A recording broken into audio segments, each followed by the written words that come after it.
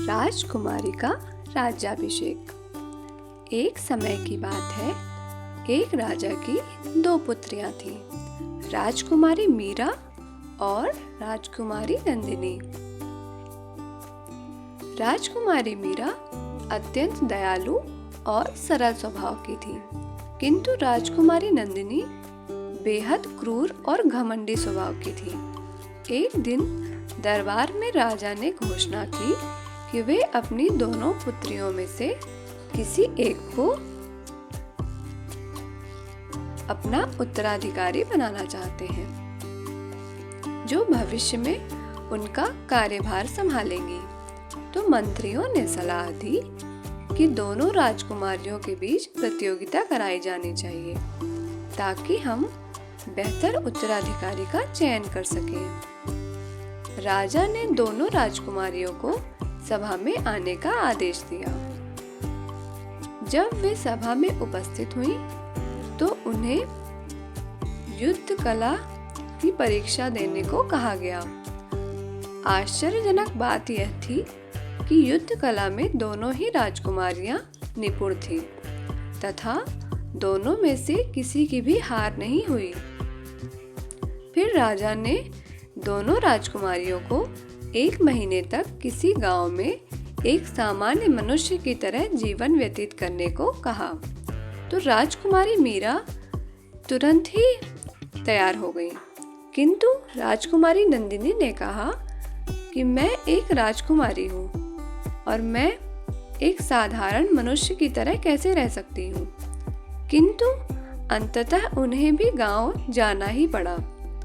राजकुमारी नंदिनी अगले ही दिन गांव पहुंची। उन्होंने अपना भेष बदल लिया था, अतः उन्हें वहां कोई भी पहचान नहीं पा रहा था।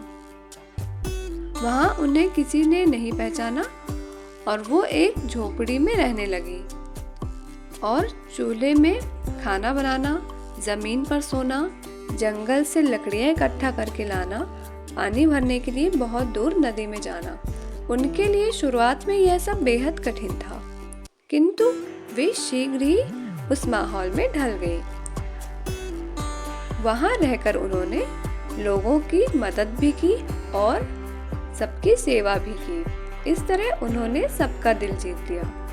और यह सूचना जब राजा के गुप्तचरों ने राजा तक पहुंचाई, तो राजा अत्यंत प्रसन्न हुए। वहीं दूसरी ओर घमंडी राजकुमारी नंदिनी ने बेईमानी की और चोरी से अपने साथ एक दासी को भी ले गई, जो दिन भर सारा काम करती और राजकुमारी की सेवा भी करती। राजकुमारी वहां सारा दिन आराम करती थी और गांव में उनका व्यवहार भी अच्छा नहीं था। ये सब जानकर राजा को अत्यंत दुख हुआ। 1 महीने बाद राज्याभिषेक वाले दिन राजा ने दोनों ही राजकुमारियों को उपस्थित होने का आदेश दिया और राजकुमारी नंदिनी के कार्यों का वर्णन भी किया और यह घोषणा की कि राजकुमारी मीरा ही उनके उत्तराधिकारी बनने के लायक है। यह खबर सुनकर उस राज्य की प्रजा भी बहुत खुश हुई। इसके बाद राजकुमारी मीरा, जो अत्यंत सरल स्वभाव की थी, उनका राज्याभिषेक संपन्न किया गया। अगर आप इस तरह की और भी कहानियां सुनना चाहते हैं, तो प्लीज इस चैनल को सब्सक्राइब करें। धन्यवाद।